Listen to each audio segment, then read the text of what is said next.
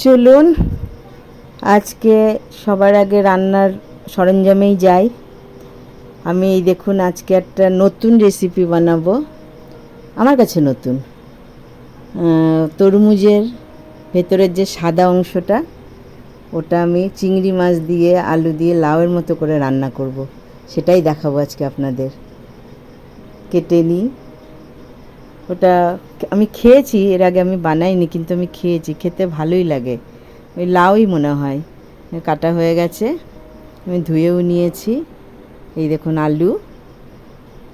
এইবার বাঁধাকপি হবে আজকে। আমি বাঁধাকপি দিয়েও আজকে একটা নতুন রেসিপি বানাবো, বা পটল ভাজা হবে। বাঁধাকপি দিয়ে আজকে একটা রেসিপি যেটা বানাবো সেটা হচ্ছে ডিম গোলা লাগবে ওতে, আর আপনার মুসুর ডাল সেদ্ধ, আর লঙ্কা কুচি, পেঁয়াজ কুচি, এসব লাগবে।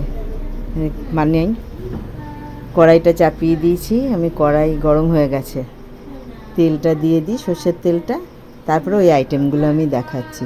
খুব মুচমুচে খাস্তা হয় খেতে, ওটা জানেন তো, ভালো লাগে খেতে। আমি এর আগেও একদিন বানিয়েছিলাম। তো পেঁয়াজ দিয়ে দিয়েছি, লঙ্কা দিয়ে দিয়েছি। এই দেখুন বাঁধাকপিটা আমি হালকা গরম জলে রেখে দিয়েছিলাম চুবিয়ে, একটু নরম হয়ে গেছে। এবার বাঁধাকপিটা দিয়েছি তেলের মধ্যে।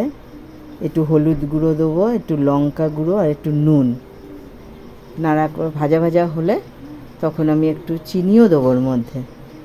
একটু চিনি দেওয়ার পর মুসুরির ডাল সেদ্ধটা দিয়ে দিলাম, ওটা আমি আগেই সেদ্ধ করে রেখেছিলাম, দিয়ে দিলাম। এরপরে আমি ওতে একটু গরম মশলার গুঁড়ো আর একটু দেবো আপনার সস, টমেটো সস।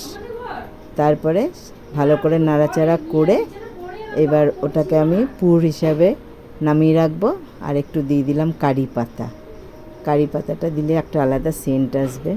আমার ওটা হয়েই গেছে, গরম মশলাটা লাস্টেই দিলাম। এবার পুরটা আমি নামিয়ে রেখে, আমার আগে থেকে ময়দা মাখা হয়ে গেছিলো। এই দেখুন একটা বড় রুটি করে নিয়েছি। এই দেখুন অনেকটা বড় করেছি রুটিটা। রুটিটা আমার চাকি বেলনাটা ছোট, তো ওই জন্য রুটিটা আমি আমার যে পাথর বসানো আছে ওই পাথরের ইয়েতেই করেছি, মুছে টুছে পরিষ্কার করে নিয়ে। এবার রুটিটার ওপরে এই দেখুন আমি যে পুরটা বানিয়ে রেখেছিলাম, বাঁধাকপি, মুসুর ডাল এসব দিয়ে ওই পুরটা চাপ চাপ করে দিয়ে দিলাম। এইবার রুটিটাকে এইভাবে মুড়িয়ে নিলাম। মুড়িয়ে নিয়ে ওকে এবার যেমন খুশি আপনারা কাটতে পারেন, গোল শেপেও কাটতে পারেন, একটু তেকোনা শেপেও কাটতে পারেন। আমি একটু ব্যাকা ব্যাকা করে কেটেছি। ব্যাকা ব্যাকা করে কেটে সেটাকে হাতে করে চাপড়ে নিয়েছি, একটু হালকা চাপ দিয়ে নিয়েছি। ওটাকে আর বেললে হবে না, কিন্তু ওটা হাতে করেই চাপ দিয়ে করতে হবে।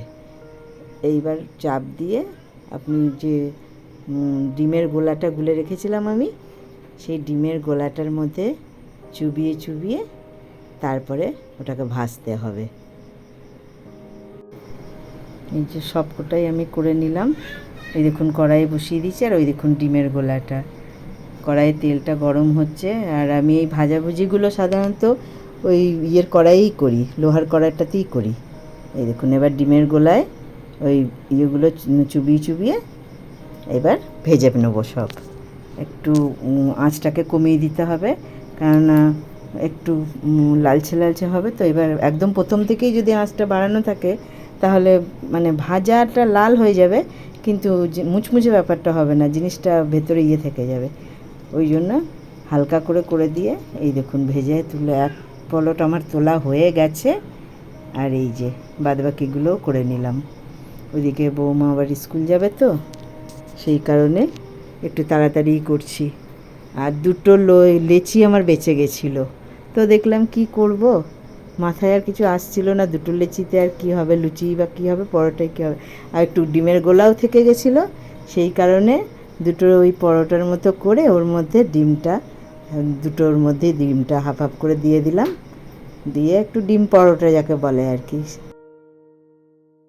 দেখেছেন আজকে বকবক বকবক তো করেই যাচ্ছি, যেটা রোজকার বলার সেটা এখনো পর্যন্ত শুরু করতে পারিনি। সুপ্রভাত। স্মৃতির ভালোবাসার সংসারে আপনাদের সবাইকে স্বাগত। আজকে বৃহস্পতিবার, এখন বাজছে সকাল 11:15। ওয়েদার খুবই খারাপ আজকে 2-3 দিন ধরে একই ওয়েদার চলছে, বৃষ্টি, ঝিরিঝিরি বৃষ্টি, ইলসে গুড়ি বৃষ্টি যাকে বলে। তো আমার টিফিন বানানো হয়ে গেছে, বৌমা খেয়ে চলেও গেছে, আমরাও খেয়ে নিয়েছি। রান্নাঘরে আবার এসে এই দেখুন কড়াই চাপিয়ে দিয়েছি, একটা নতুন রেসিপি, জানি না আপনারা খেয়েছেন কি না। তরমুজের যে সাদা অংশটা সেটা দিয়ে আলু দিয়ে চিংড়ি মাছ দিয়ে একটা তরকারি করব। দেখুন আমার কড়াইটা গরম হয়ে গেছে, তেলও দিয়ে দিয়েছি।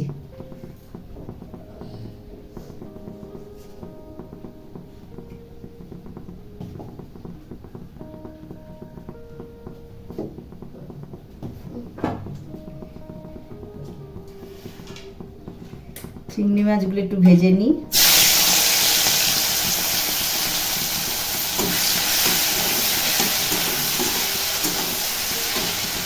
আরেকটা ওভেনে আমি ভাত চাপিয়ে দিয়েছি।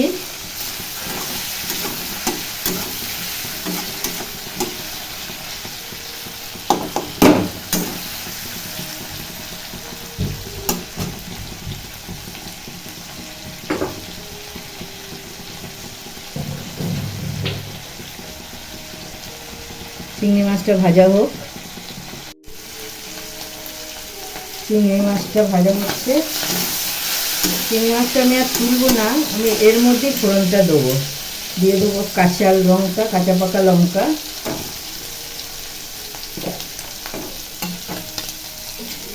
আর দেবো কালো জিরে।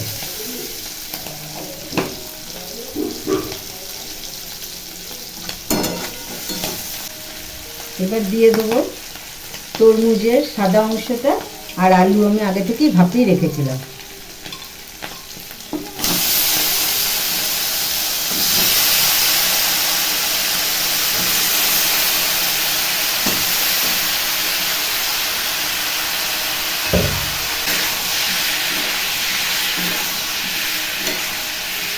ভালো লাগে খেতে, একবার করে দেখবেন।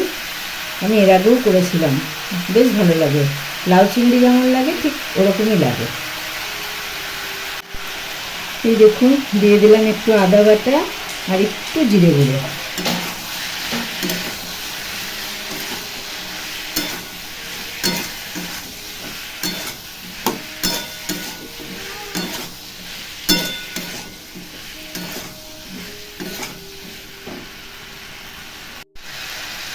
একটু দিলাম লবণ,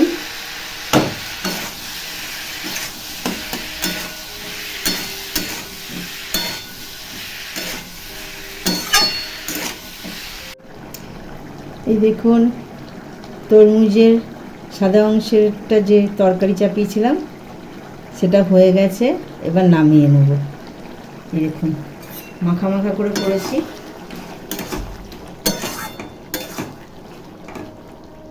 খেতে খুব ভালো লাগে। যদি নিরামিষই করেন মুগের ডাল ভেজে দিয়ে করবেন, খুব ভালো লাগবে খেতে। আর একটু হিং ফোড়ন দেবেন। এই দেখুন আমি কড়াইটা ধুয়ে চাপিয়ে দিয়েছি। আমার বাঁধাকপি হবে, আজকে আমার সব চিংড়ি মাছের আইটেম। আমি বাঁধাকপি ও চিংড়ি মাছ দিয়েই করব। ফোড়নে দিয়ে দিলাম তেজপাতা, জিরে। আমি ফোড়নটা দিয়েই চিংড়ি মাছটা ভাজবো।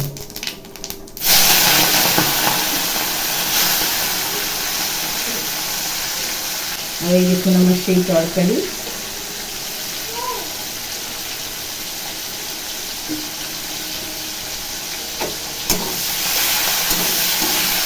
বেশি ভাজবো না, যেহেতু ফোড়নে দিয়েছি, এখনো আলু পড়বে এর মধ্যে।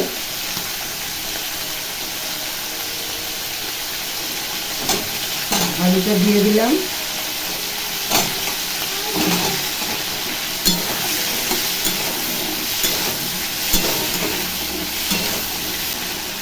এগুলো হচ্ছে সহজ পদ্ধতির রান্না। ওই ভেজে তুলে রাখা সময় যদি কারোর অল্প থাকে, আবার ভেজে তুলে রাখা করো, না করে একবারে এইভাবে চাপিয়ে দিলেও একই রকম লাগবে খেতে।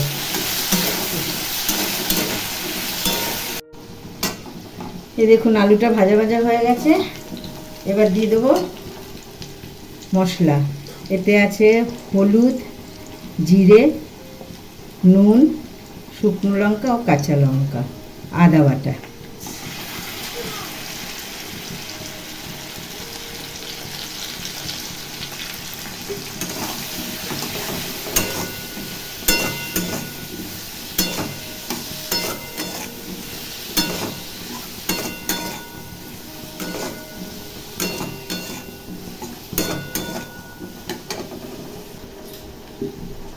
আর দিয়ে দেবো খানিকটা টমেটো।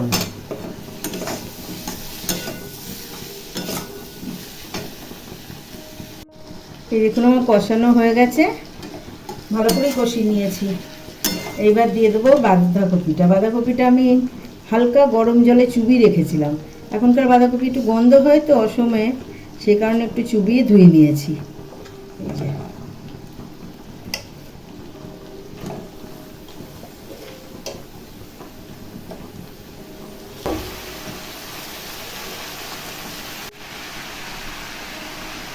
আস্তে আস্তে হোক, ততক্ষণ বলি তরকারিটা তো হচ্ছে আস্তে আস্তে, সেটা আর নামানোটা আর দেখালাম না। ততক্ষণ এটাই বলি, রোজকার মতো আবার আজকেও বলছি, বন্ধুরা যদি ভিডিওটা ভালো লাগে লাইক করবেন, শেয়ার করবেন, সাবস্ক্রাইব করবেন।